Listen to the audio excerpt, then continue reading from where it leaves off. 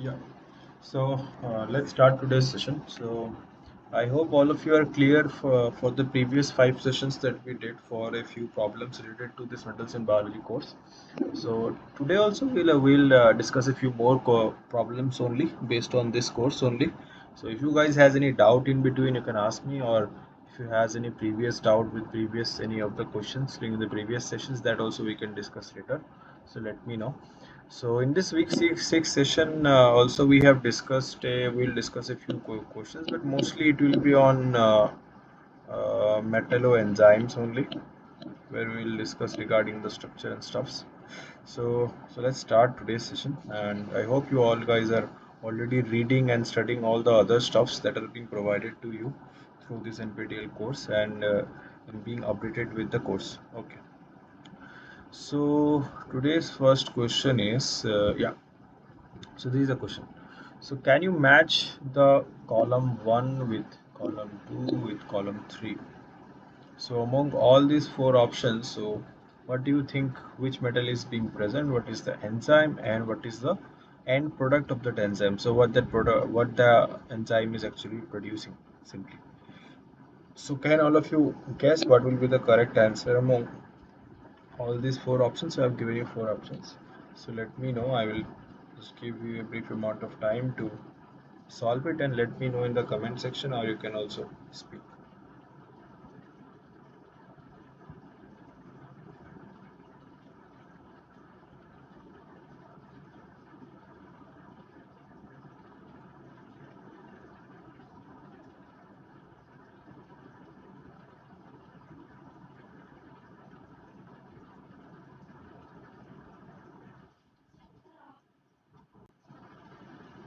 Okay, so you are telling option one. We'll see.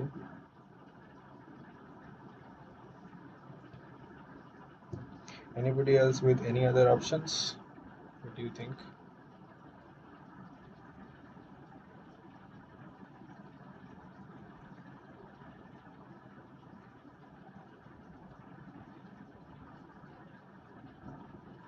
So here, if you see, there is a first column is the metal that is being present in the enzyme, and the third column is the what is the enzyme simply doing, right? So which among these will be the correct option? So before we go to that, we can simply try to understand what are each of these enzymes doing. So the correct option is option one, but we'll come back to it. Okay. So first is, so if you see these three enzymes, one is carbonic anhydrase, xanthine oxidase, and your coenzyme F, you can say 430. So what are these enzymes doing, and what is the role of it? So the first is this enzyme known as coenzyme F uh, 430. So that enzyme has a nickel based structure. You can see the structure here. So it's a nickel based, you can say porphyrin sort of, you can say molecule, you can see, and the nickel is the center of it. So this serves as the main cofactor of the enzyme, and the role of this enzyme is simply to produce methane molecules, you can say. The end product is usually methyl. So what does this enzyme do? So this enzyme is a little bit complex to understand, and what does it does? So simply what it does is that is simply the so if you have, let's say, a sulfur based any amino acid, let's say if you has any amino acids which has a sh or a sulfur based end, and if you has any other molecule which has sulfur in it, so you can see this molecule has a sulfur in between.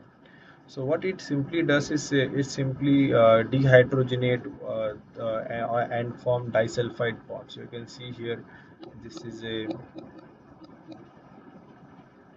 disulfide bond, right? SS, you can say. So it will simply break the alkyl chain, and then it will produce, so this enzyme specifically produces methane as the end product. So that is why you have this coenzyme. So you have this coenzyme which is having nickel, and we have methane as the so you can say it coenzyme um, F430. It has nickel, and it produces methane as the final product. Okay. Now let's come to the second one. So second enzyme was, let's say, xanthine oxidase. Sorry. So this enzyme contains molybdenum in the active site, and simply what it does is, this is the overall mechanism that I have drawn. But the main part of this enzyme is this part you can see here at the end. So simply it produces, so it takes xanthine, and it from xanthine it produces uric acid. So uric acid is very important for as in various it has various role like in fertilizers, and also it is also a very useful chemical simply. So xanthine oxidase, what it does is simply oxidizes xanthine to uric acid. You can say it simply oxidizes xanthine to uric acid. So the overall enzyme I have drawn here. So it contains a molybdenum. Here you can see it has a molybdenum and a sulfur based coordinations, like various amino acids are coordinating. And you take the xanthine molecule. You know about xanthine, right? Xanthine is a just like we have these codons, right? We have various this unnatural sort of pyridine and pyrimidine based pyridone and pyrimidine based this in sugar marties, right? In sugar marties we used to use it, like for example ATP. What is ATP? ATP is adenosine triphosphate, right? So adenosine is one of the, you can say, the that moiety which I am talking about. So similarly, you can see that what happens is that this oxidation happens. So how does it happen? I have shown the overall mechanism. So simply it is producing this to this, you can say, right? At the end product is this. So how does it happens is that initially there is this hydrogen bond, and the sulfur will coordinate, and there will be oxygen coordination here you can see in this intermediate here, and therefore there will be some electronic charge, some electronic and protons, that's a rearrangement, and finally this oxygen might be eliminated, and to the and can say shifted to the xanthine part, and therefore you will have the oxidation of the final product, and you will produce uric acid.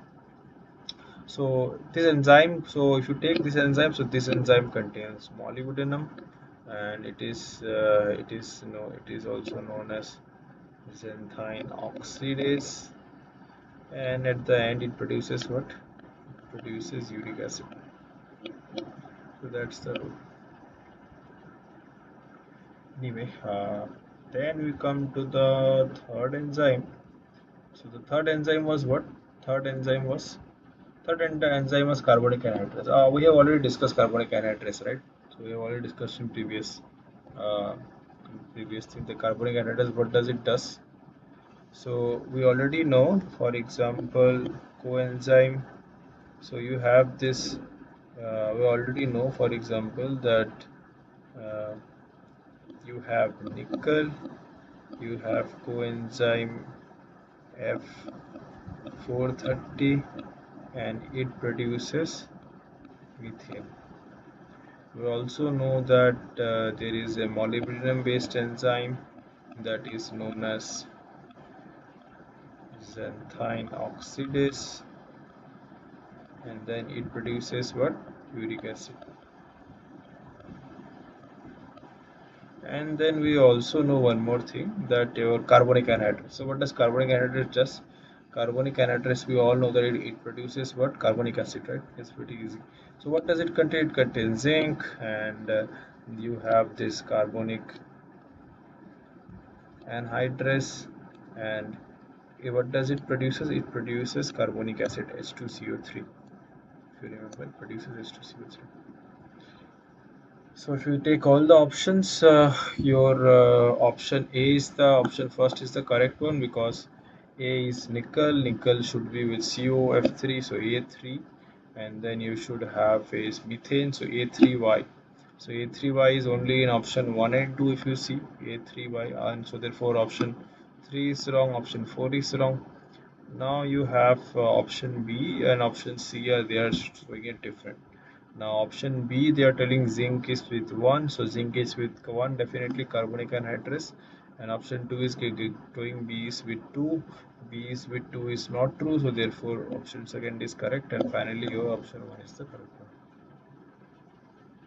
Right, so all of you are able to understand the question. Anybody has any doubt?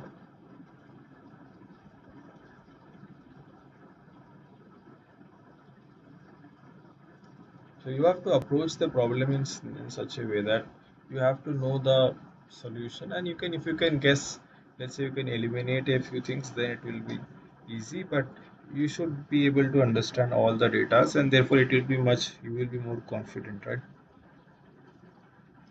So anybody has any question in this, has any query in this question, or not understood or something?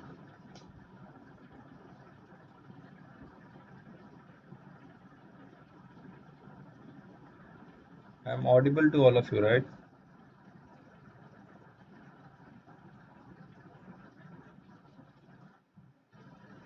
Okay. So if everything is fine, then we'll move to the next question.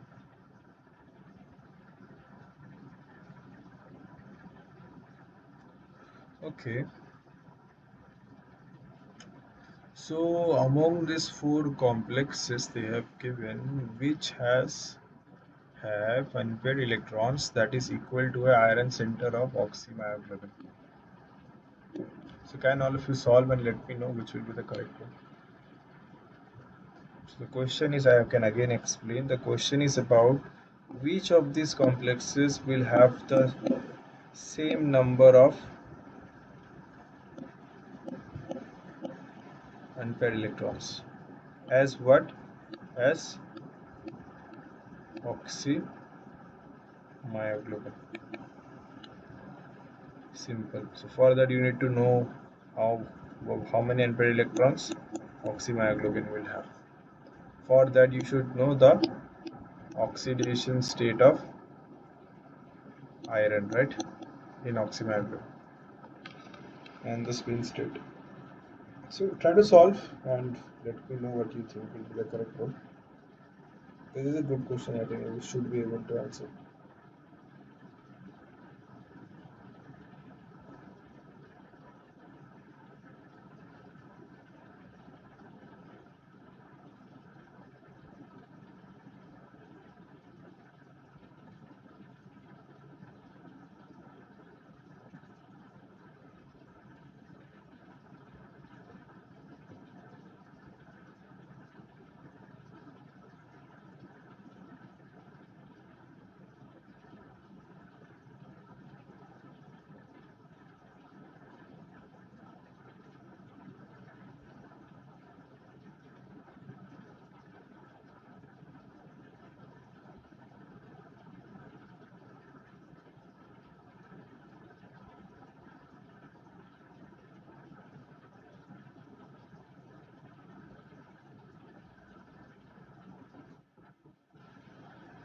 Okay, we'll see.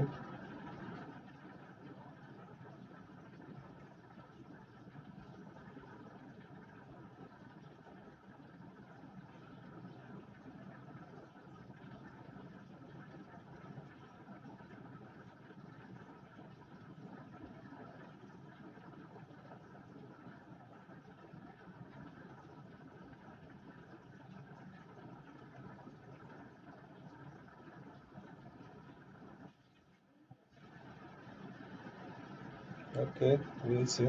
So others are getting different options. Now it is interesting.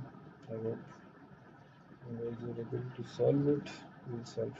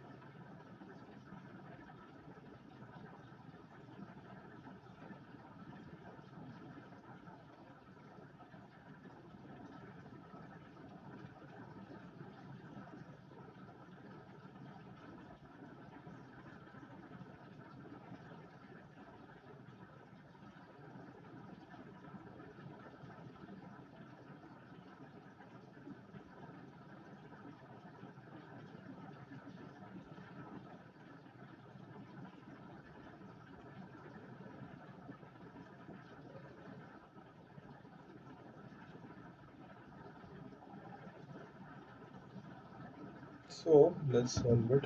Anybody else here?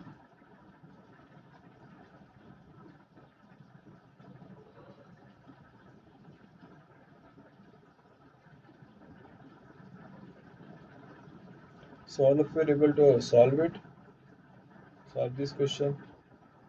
Anybody has any doubt?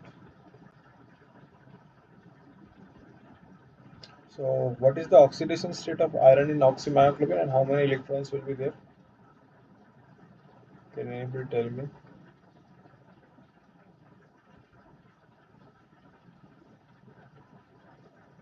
Plus 3 and what? D5. Can you speak a little bit louder? Plus 3 and D5, right? That's what you told.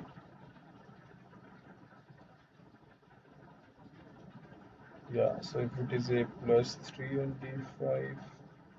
So, I have given you, I have not given you the options. Sorry for that. But what do you think? Which one will be the correct one in all of this? I have given you now the options. So which is matching of all these four? Which two are or which one is correct? Option A and B. Okay. Or option. Okay. So let's try to see. So if you take oxymyoglobin, you know that myoglobin, if it is when it is getting oxygen, the iron is in plus 2 state, and when it gets bound, it is forming a iron in plus 3 state, and that oxygen is getting bound in a fashion. Now this is iron 3, and also what we know that this is a what this is here the iron is a high spin state, and here the iron is in low spin state, because here the oxidation number has increased. And also if iron is in plus 3, that means it will be what? D5 configuration. So D5 low spin. So how will be the filling? We know that it is like this. So you have T2G and EG. So D5 if you take in low spin, so it will be like 1 2 3 4 5, because it is a low spin complex, right? Here the spin state should be less because it is a higher oxidation state, so the filling will be only in the T2G. So that simply means there is only how many electrons? Only one unpaired electrons, right? If you see here, and here it is a high spin, right? So if you take, so that is what I have shown you here, that iron will be in plus 3 and the number of unpaired electron is 1. Anyway, so we'll have one unpaired electron, right? Simply, that is what we found in the oxymyoglobin. So we have to check in which of these complexes there will be one unpaired electron, as simple as that. Now let's take one by one all the cases. We will see the answer later, but we can take one by one all the cases. Now let's say you have this first case when you have Fe oxalate. So Fe oxalate whole thrice 3 minus. Now here, what is this oxalate? What will be the charge that oxalate gives? Anybody? Oxalate. What is the charge it contributes? I am not. You are not audible. Can you speak a little louder? What is the charge that it contributes to the metal? So let's say chlorine. We know it's minus 1, right? So what will be oxalate? That's minus 2, right? Yeah. So if you take here the charge, first you have to do, if any of these complex, you need to calculate the oxidation state of the metal. Now let's say this first case, that is your Fe oxalate 3 whole 3 minus. So if you calculate the charge of it, so the charge will be what? The charge, if you calculate, so let's say we consider iron to be X, we don't know the charge. Then you take plus and then you multiply. So if there are 3 oxalates and each oxalate is contributing minus 2 charge, and the overall charge in the complex is what? Minus 3. So it will be X minus 6 is equal to minus 3. So X will be plus 3. So iron in plus 3, again it will be D5. Now the thing is, it is again D5, that is fine, but here if you remember one thing, that it is a oxalate, right? Now again there will be this thing of like filling T2G and EG if you consider. So it is a oxalate moiety, okay. Now here you need to remember the spectrochemical series, right? So, so you should know the spectrochemical series. So where does oxalate lies in the spectrochemical series? Those metals, those ligands which have, let's say, carbon monoxide, cyanide. Those are the molecules which are very strong field ligands, right? So if they are strong field ligands, so therefore they will increase the gap between T2G and Eg. So therefore all the electrons will be filled in the lower or T2G only. But if you have a weak field ligand like chlorine or even let's say ammonia or any such sort of ligand, so those ligands will have what? Those ligands will the here the gap will be less. So therefore, if you have 5 electrons, those 5 electrons can go above as well, because here the gap between this is small. Here it is large. So if you take oxalate as is this thing, so oxalate is a what? Oxalate is a weak field ligand. So that is why all the 5 electrons can filling easily on the above orbitals as well. So therefore there will be a total of 5 unpaired electrons. Now if you take the second option, that is your FeCN63 minus, again here if you calculate it will be plus 3, but here you remember it is a CN, right? CN is a very strong field ligand, so here it will be like all the electrons into G5, so simply it will have one unpaired electron, right? So this is one of the case which is following the myoglobin case, okay, right? Now if you take a third option, that is nickel Cl4 2 minus, so here also it will be nickel plus 2. Nickel plus 2 is D8. Now this is a tetrahedral complex, nickel plus 2 is D8. So tetrahedral complex, how do you feel? You completely shift the T2 and Eg, so Eg will be down here, T2 will be above here. So here what will happen? Here simply there are 8 electrons, so if you fill the 8 electrons, 1 2 3 4 5 6 7 8. So here, but there is how much? 2 unpaired electrons, so that is not matching. So option B, C is also incorrect. So option A is also incorrect. Now let's go to option D. Now this is copper 2 plus. Copper 2 plus is D9. Now D9 you fill anywhere. D9 you can fill anywhere. It will only have one unpaired electron. Right? There is no other option for D9 cases. So whether it is square planar, in this case it is a square planar complex, but the number of unpaired electron will be only one. So that is definitely following our rule. So option B and option D is following, right? The copper one and the FeCN6 3 minus 1. So option B and option D is the correct one. So option 2 is the correct one, right? So anybody has any doubt? All of you are clear with the question? Understood?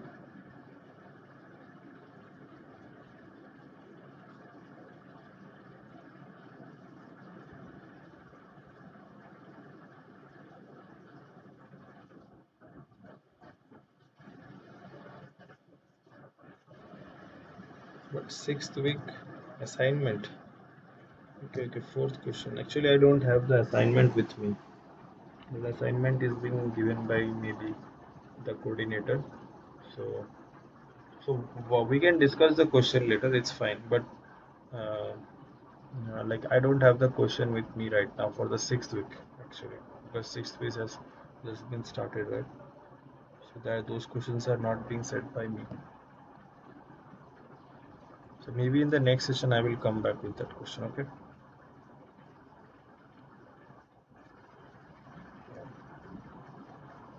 All of you are able to understand this question, because these sort of questions are being asked will be asked in your NPTEL final exam and also in various competitive exams as well, because these are the questions which are very easy to solve and it will clear your concepts. Okay, so then I will move to the next one if all of you are fine with this. Okay, so the next question is, during the binding of oxygen to myoglobin, so you can, so if so the oxygen binds with myoglobin, simply and you can consider the heme to be in the xy plane. That is fine. So therefore your porphyrin ring will be in the xy plane. Simply that is what they are telling. The molecular orbital of oxygen and atomic orbital of iron that is involved in this bond formation is which are the orbitals. Simply they are asking that that we know that in porphyrin what is the system. You have, let's say, a iron atom and you have this porphyrin system, right? And you have this porphyrin system. They are telling you can consider this to be, let's say, x and y axis here, and let's say this is your then this will be your z axis, right? So they are telling that you can consider the heme to be in the xy plane. So that is what I have drawn here. So that means the oxygen will bind through which axis? The oxygen which is going to come, which is going to bind through which axis?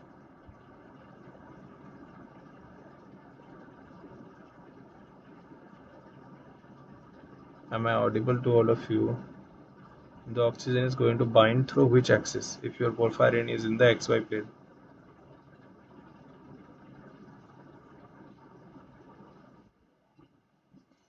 Yeah, so therefore the oxygen has no other option, right? The oxygen has to come from the top to the through the z axis because it has to bind with iron, right? Now, if the oxygen has to bind through z axis, so they are asking that if oxygen has to bind through z axis, so at the end it will form what? At the end it will form something like this, and here, here, here, here. So oxygen will bind something like this. Now they are asking that this sigma bond which is being formed between the iron and oxygen, this is the sigma bond, right? So this sigma bond consists of which of the two orbitals? Which orbitals are involved from iron for this sigma bond, and which orbital is involved for oxygen? So which are the two orbitals do you think involved in this sigma bond, is this bond formation? So oxygen is contributing which orbital, iron is contributing which orbital, as simple as that. So can you tell me what fourth one? Okay, we'll see anyway. Anybody else has any idea?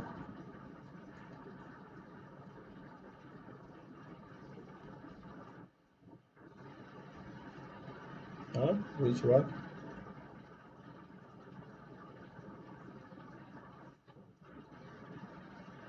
Yeah, options I have given you, right? Option I have given you.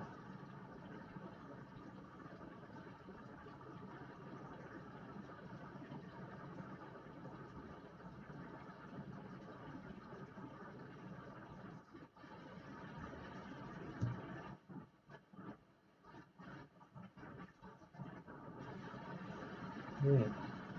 So can you explain why it will be pi star and dz square? Anybody can explain to me why it will be not anything anybody else in the other three options?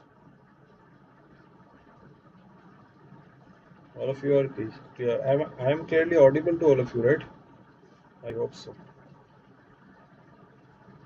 I am trying to see what are the concepts that you guys know, because then only I will be able to teach you properly, right? So that is why I am asking. So why do you think it will be pi star and dz square, or anybody else has any other option? So can you explain to me in a brief way why do you think that option will be correct?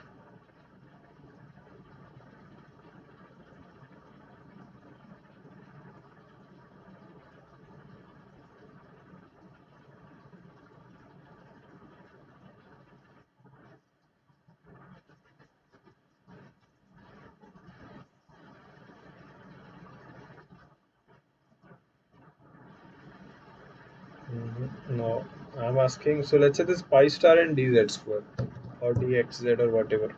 So this part is coming from where? This part here, this part here is coming from which? And this part is coming from which? I'm asking this. Tell me.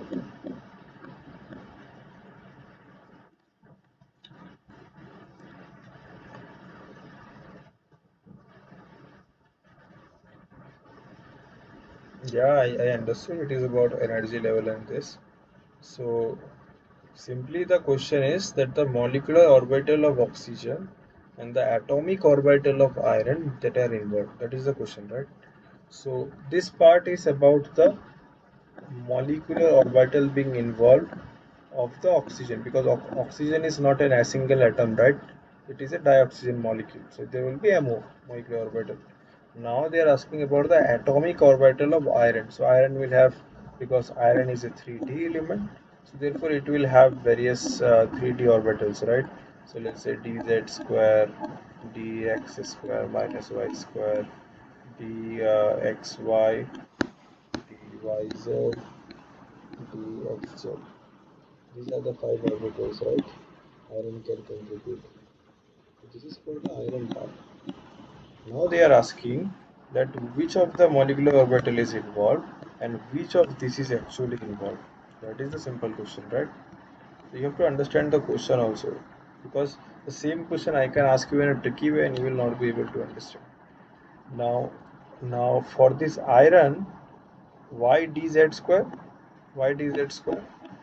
Why not dxz or dxz here? So let's say 2 and 3 has dxz, right? You can see here dxz, but it is why dz square?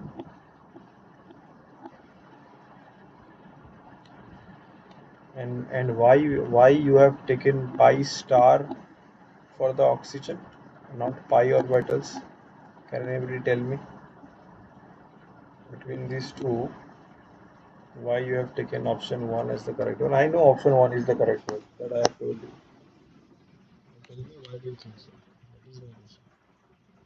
Because then only I will be able to understand you guys are understanding, because I can solve the question, but at the end if you are not able to understand the main concept, then in the exam anyway you will be only remembering the option, the correct answer, but you will not understand the main idea.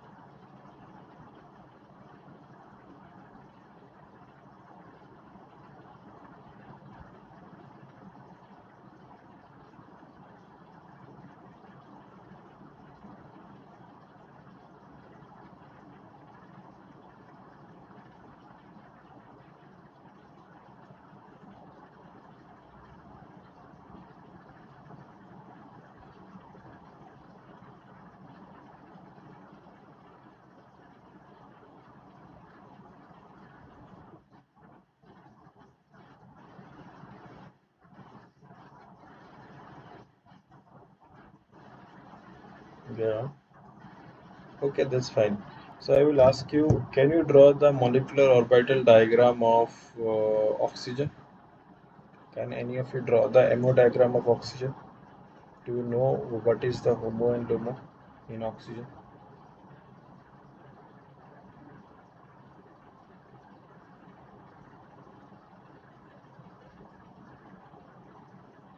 Now you see, if you take any,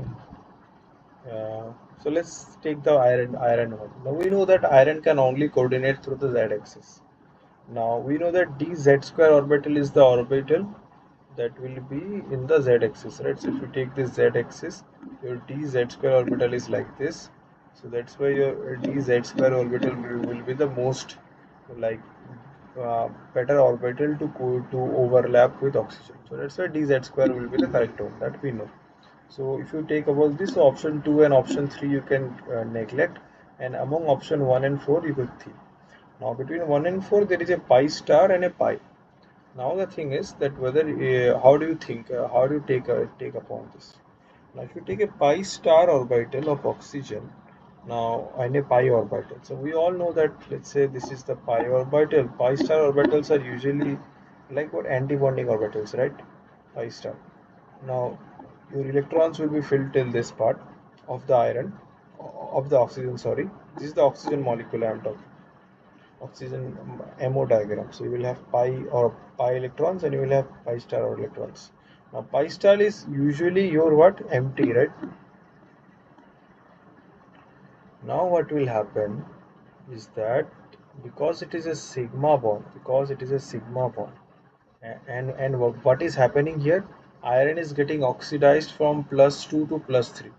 So that simply means iron is giving the electrons, right? So iron is giving the electron to whom? Iron is giving the electron to whom? Can it be tell?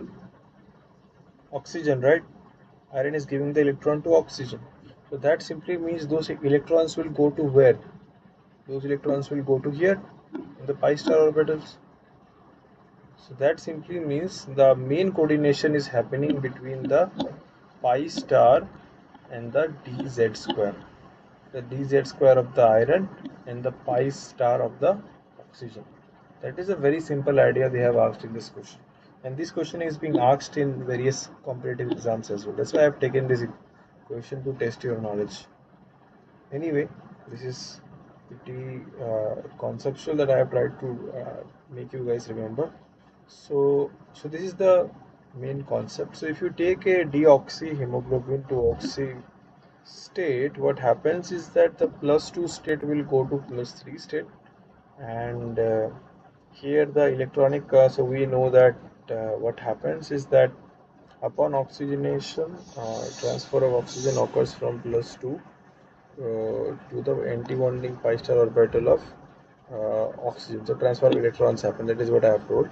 And oxygen picks up the electron, becomes a superoxide ion, and the iron is in +3. So that is where it is also low spin. It is in T2G5 configuration. Those things we have already studied, right? These are very pretty easy to understand. And also you should know that oxygen is binding in a bent fashion in the deoxygenation state. So that is why we have a bond angle, right? We also have a bond angle here. That is because the oxygen is binding in a bent fashion. If it is in linear fashion, the angle will be how much? 180 degree, right? The electronic configuration of iron +2 is in T2G4 Eg2, that is of lows, and in so this is in, so this electronic configuration is here, and your T2G5 Eg0 is for this state here. And we also know that during the binding, oxygen to myoglobin is in XY. Sigma donation occurs from dz squared to the anti-bonding pi star orbital of the oxygen. This results in a what? Diamagnetic complex due to antiferromagnetic coupling between the Fe3 plus and superoxide ion.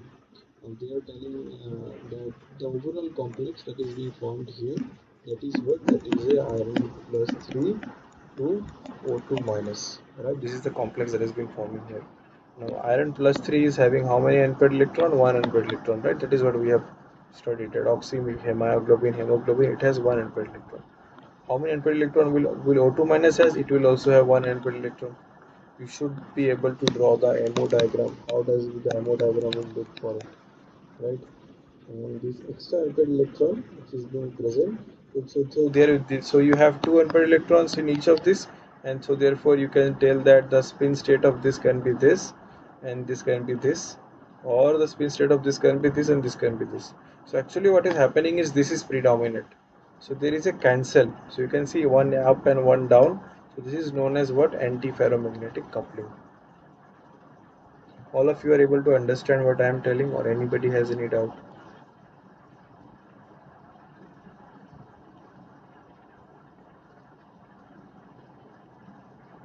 Hmm? All of you are able to understand? Then I will ask question. If you are not able to understand, then let me know. Huh? Don't be shy here.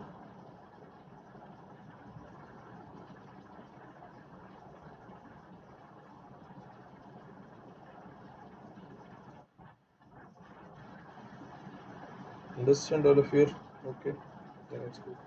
Otherwise, if you has any doubt now, you can ask also, because after these sessions now nobody is going to make your doubts clear, right?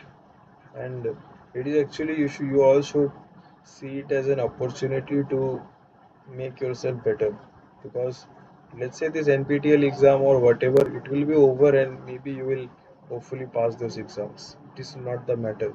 The matter is to clearly understand the concepts, and when you go for a master's degree or for some research, then you will be able to understand the concept and solve some real problems, right? And also those competitive exams, if you give any of those net gate sort of exams, those exams will also will always ask those sort of questions, and it requires, like, your concept should be pretty clear. If it is not clear, then you are not going to survive in those exams anyway. So so be thoughtful and try be practicing the questions, and if you has any doubt, you please ask, huh? Okay, then we'll move to the next one. Okay, so which of the following statements of rubridoxin is correct? So I have talked about rubridoxin, right? So do you guys remember the structure of rubridoxin? I have told this question a lot of times. Structure, can you draw? Can all of you? Do you remember rubridoxin? Why is it useful? What is the job of rubridoxin? What does it does?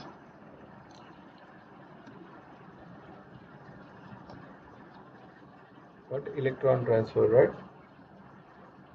So do you guys remember the structure, and can you tell me which will be the correct one?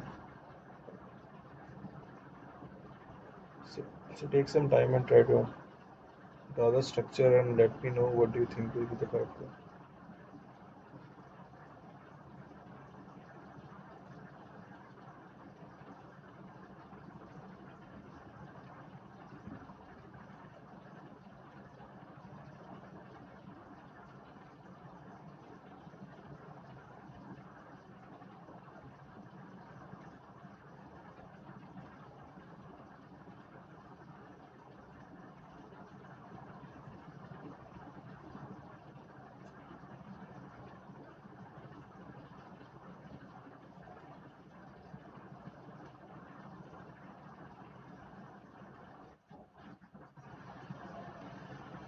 Okay, we'll see.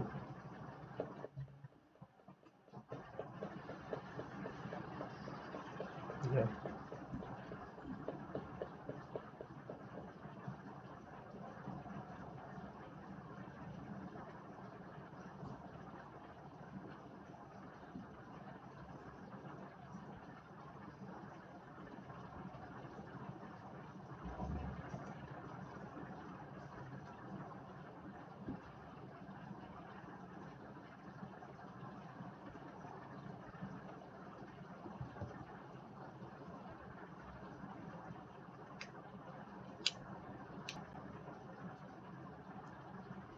So can all of you draw the structure of it?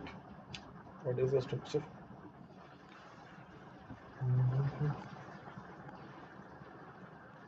You guys remember, right? It is a Cupian sort of structure. Do you remember?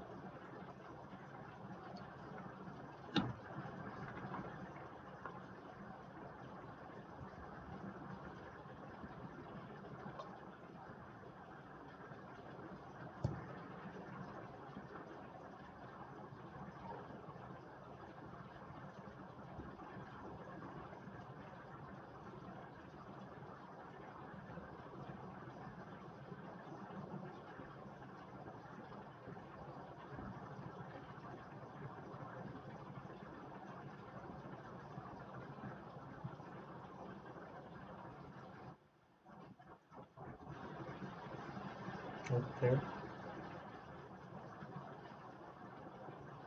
So I hope all of you remember the structure because that is a cube sort of structure.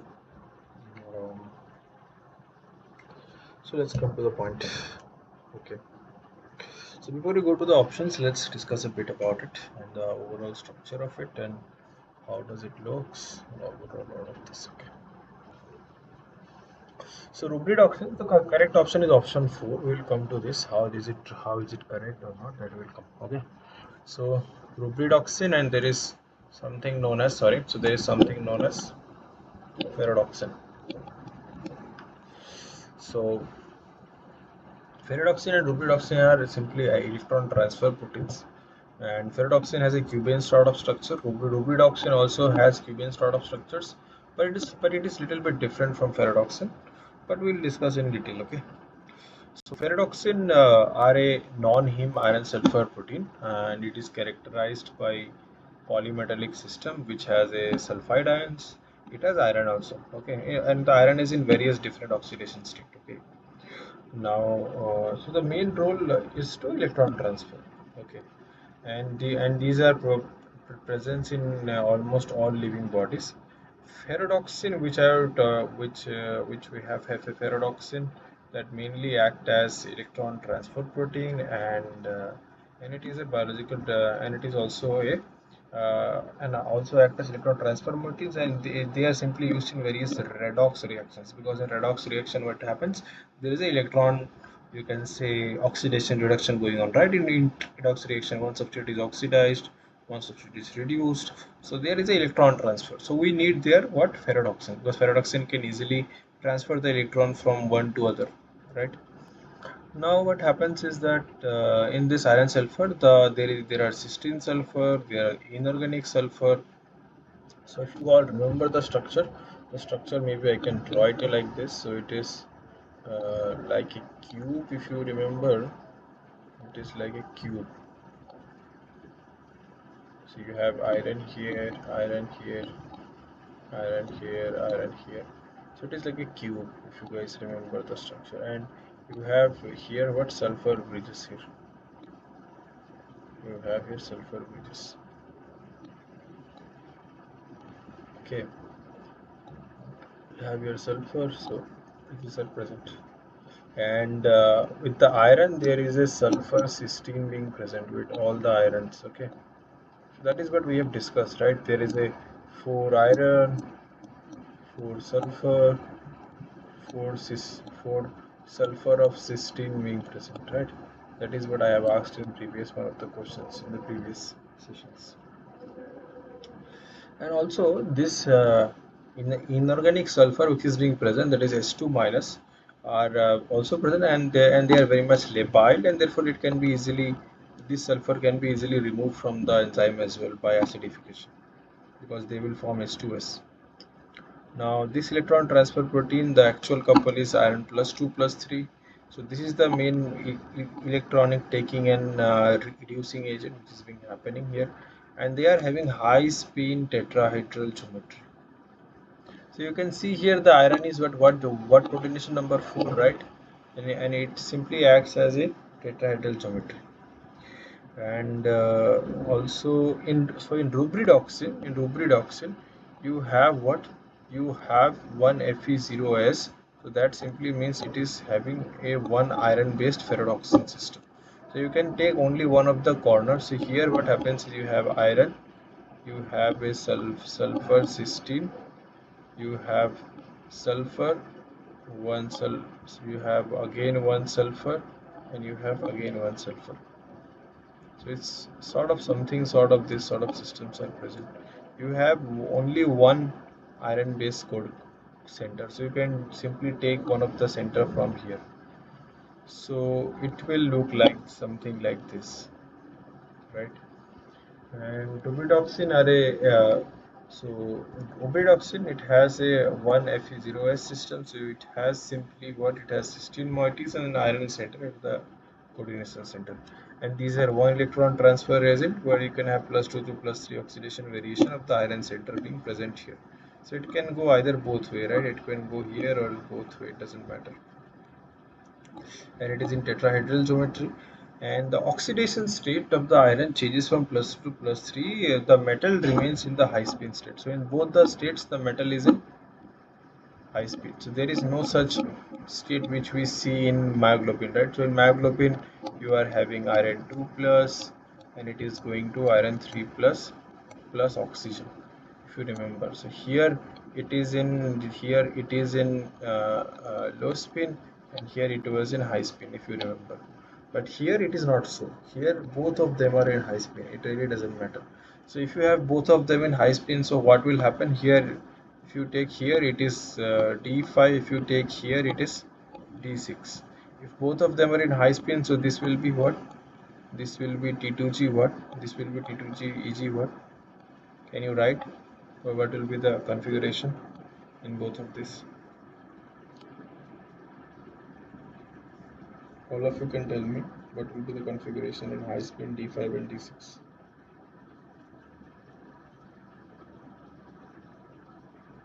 But remember one thing, you should remember this is not a octahedral geometry. This is what? A tetrahedral geometry. Right? So tetrahedral will be what? Tetrahedral will have EG in the lower, T2G in the upper, because that is the opposite. Now you can easily fill here and tell me what will be the in the high spin, what will be the electronic configuration of these two states. Can you tell me?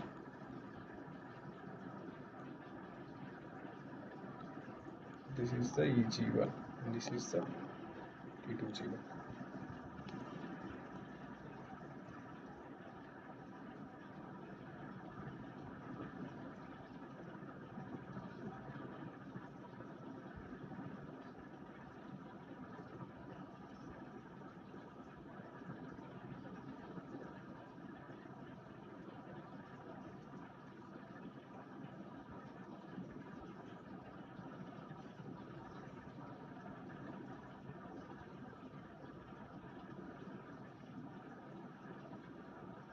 What do you do for a living?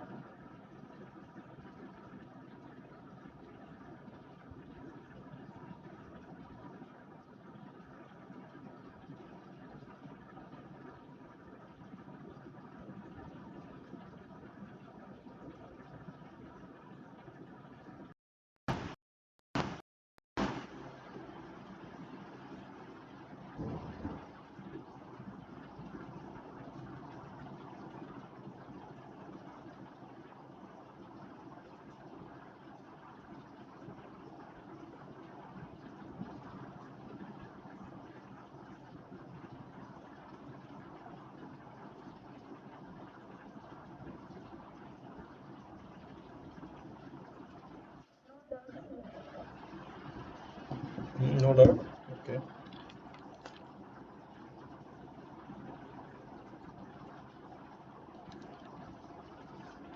Yeah. So here the electronic will be D5 because it is a high spin, so it will be 1, 2, 3, 4, 5. So it will be T2G, it will be EG2, T2G3.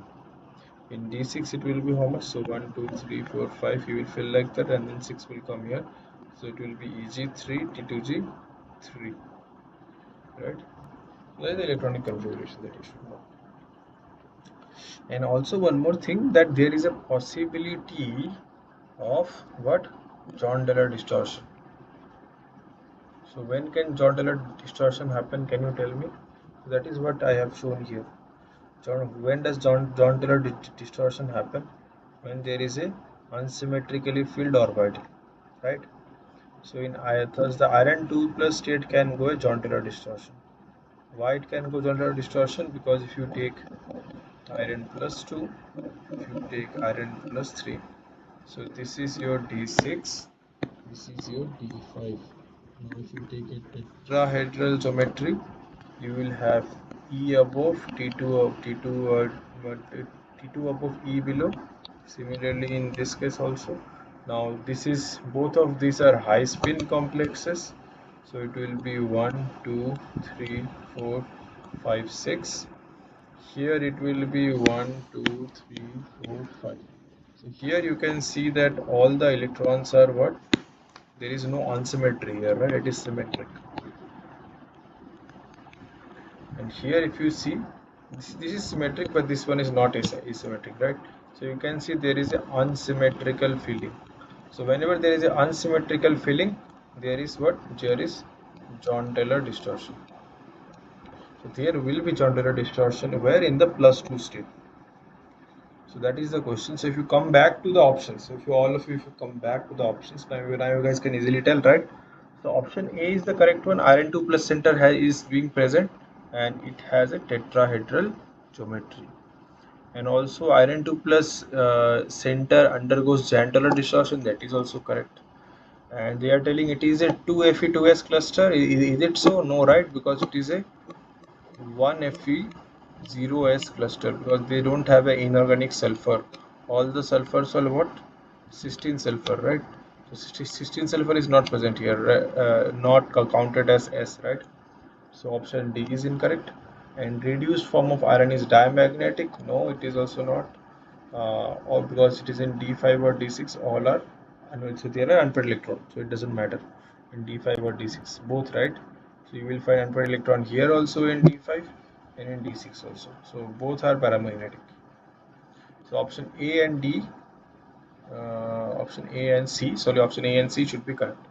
That is why option 4 is the correct one. Anybody has any doubt so far?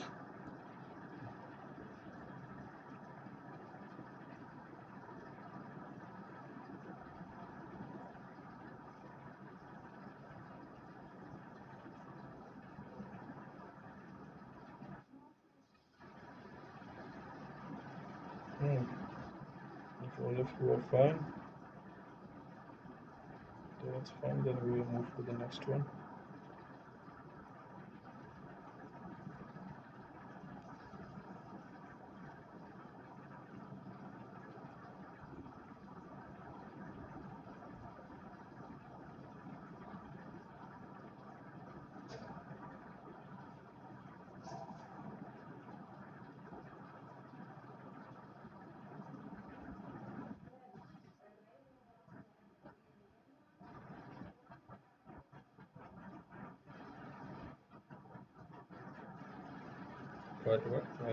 What copper species?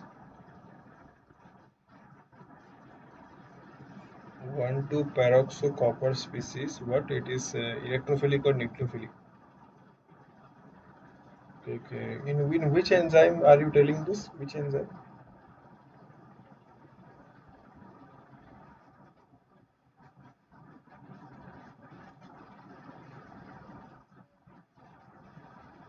Okay, okay. So end on with okay, okay. End on peroxo copper species. Uh, yeah, yeah. So it is an assignment or somewhere? Or it is somewhere? Okay, okay.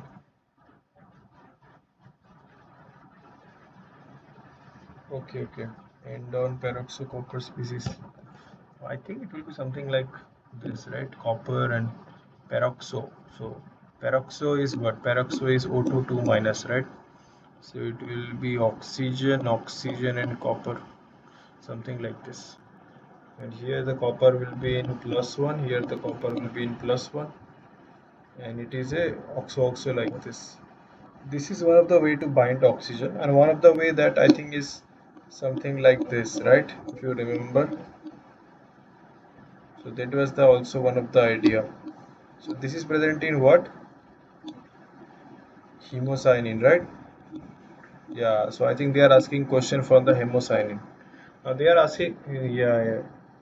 So they are asking question for the hemocyanin that whether what is the oxidation state and whether it is super like electrophilic or nucleophilic. Yeah, yeah. Okay. So then we'll move to the next one if all of you are fine. Yeah. So this is a question of the four active metal center in cytochrome C oxidase shown below. Uh, so there is a heme A2, copper A. So there are like various states if you need know about cytochrome C oxidase, and I have given you the wavelength and everything. Now whatever. Now they are asking that the electron transfer, how does it happen?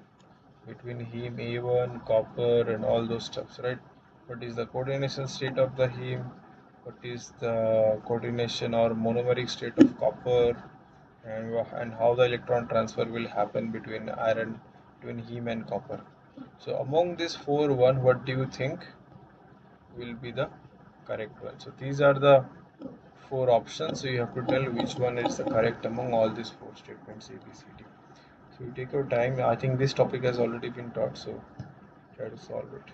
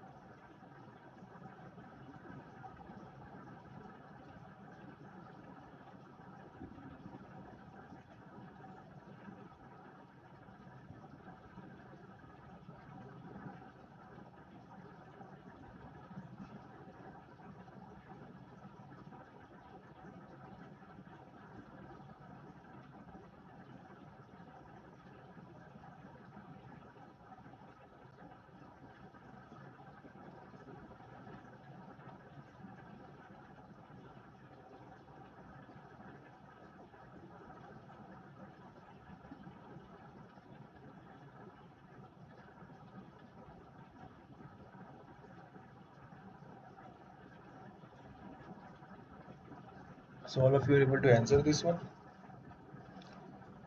Anybody?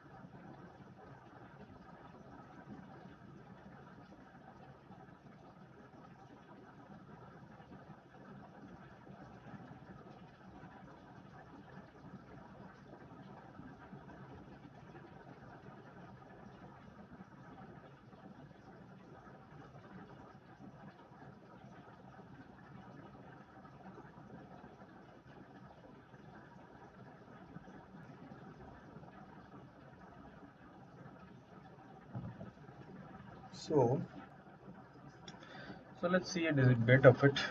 So you all have studied it, I hope so. So what is the copper species and all those? Because there is a topic I think in this course. So option 4 is the correct one, A and D. So so what is option A? So the option A is that there is electron transfer from heme A to copper A while oxygen binding is happening. And option B is that oxygen only interacts with copper and it forms a this copper 2 O2 minus species, and there is no role of both the hemes. That is what is being option B. Option C is that heme is a 5 coordinate species with axial histidine ligation. Copper B is a monomeric copper 3 species while copper A is a dicopper species. Now among all of these, so let's have some explanation of it. So I don't have the exact structure with me right now, but if you all will have in your previous slides, so you can check back. So the complex it contains two hemes, heme A and heme A1. So that is one thing. It has one heme and one you can say A1. And there is a cytochrome that is you can tell it cytochrome A3. And so you have two hemes. You have one cytochrome and along with that you can and a copper form of binuclear center which that is the site of oxygen reduction, and you also have a copper center which so the cytochrome, so here you have this cytochrome which is being present there.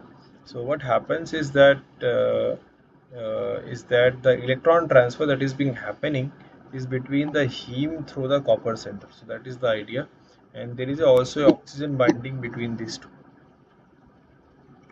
And the copper center you have here in so there are a total of two copper centers in being present, copper A and copper B, and they are monomeric and they are 3 coordinate, while copper A is a dicopper species.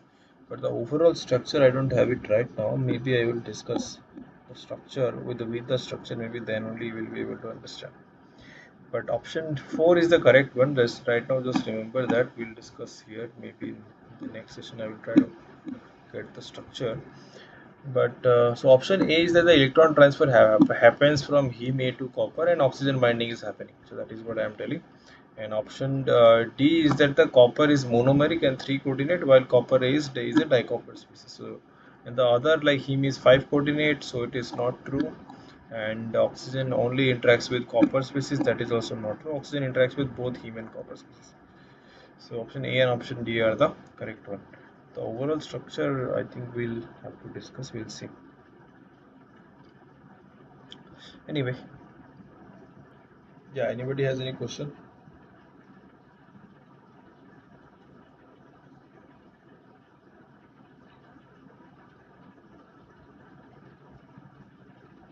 You are not audible clearly. Whatever. Can you speak?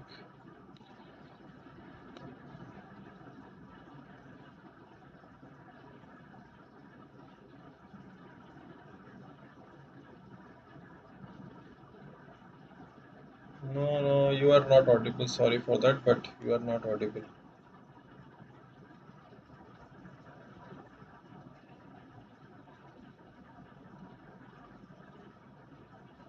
I think there is a problem of your mic or something.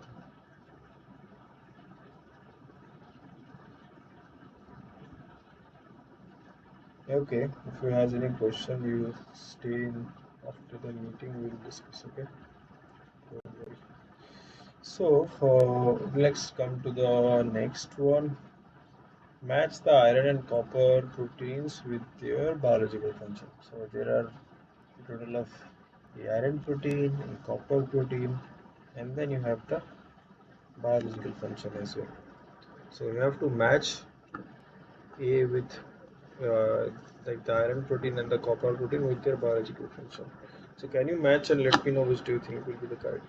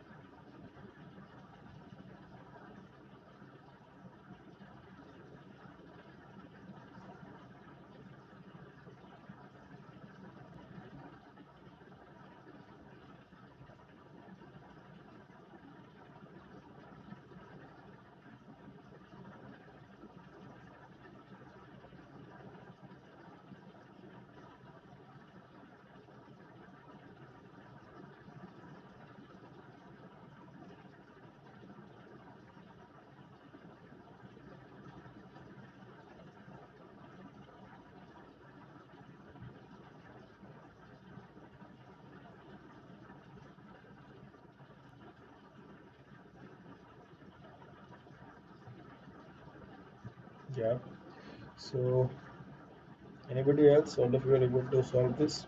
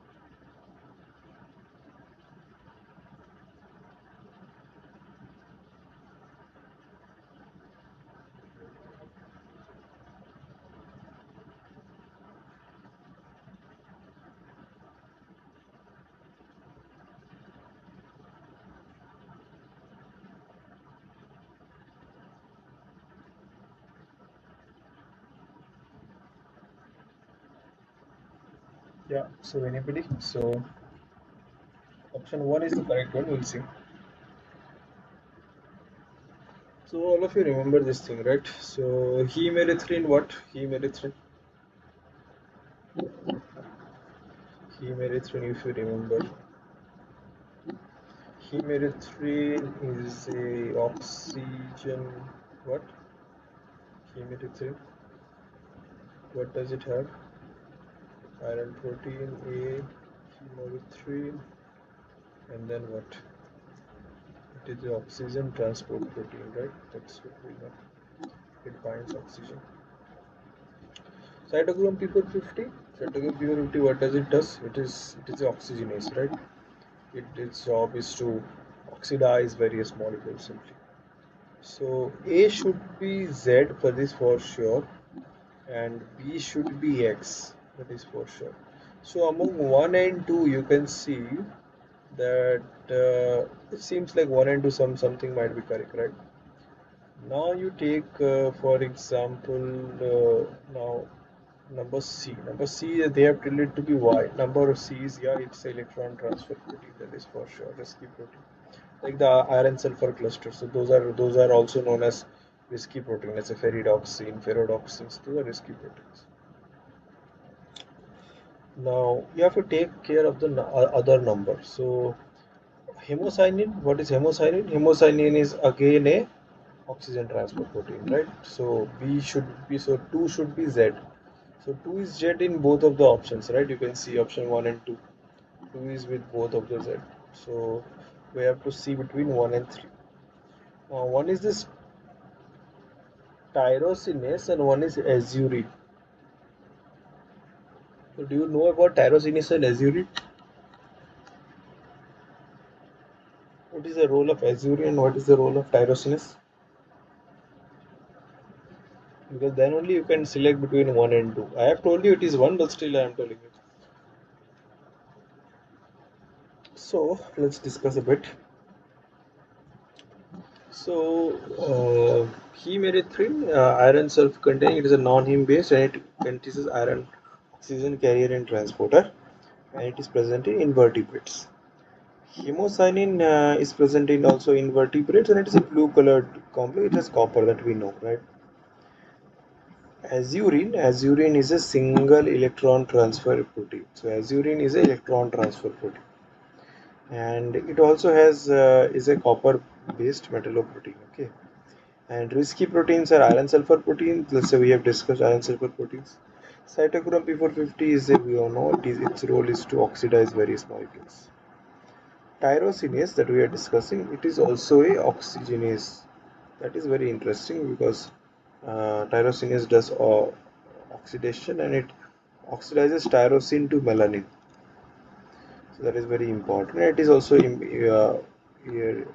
being responsible for the pigmentation of skin. So if you go back, azurin is what? Tyrosinase is X, azurin is electron transfer. So 1 should be Y and 3 should be X. So option A is the correct one. Right? Anybody has any question? All of you are able to understand.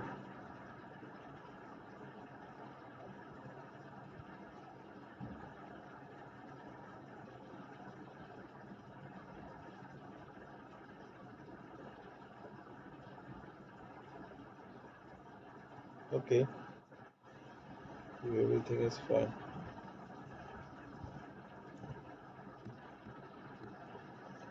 Okay, so that is why you have this thing that the conclusion that we have told you that hemerythrin is a iron based, hemocyanin is a copper based, and they are what? Oxygen transport protein. Cytochrome P450 and tyrosinases are oxygenases. They are not oxygen transport. They what they do, they oxidize, or you can say insert oxygen in various molecules. Risky protein, you can say iron sulfur protein or azurin. So risky proteins are having iron sulfur, and as azurin is a copper based protein. Now here they both of them are electron transfer proteins. So these three all of you will remember. This is very important thing I have told you, because if you know this, then most of the things then you will be able to remember and clear. So in proteins and enzyme, you should know that what is the biological function of various enzyme, what is the metal or the structure of it overall, and what is the actual role, what is the mechanism of the reaction. Then you will be able to answer or understand any question very clearly, right? So all of you are clear in this part. Any question? Do you know this? Do you guys remember the structure of hemerythrin?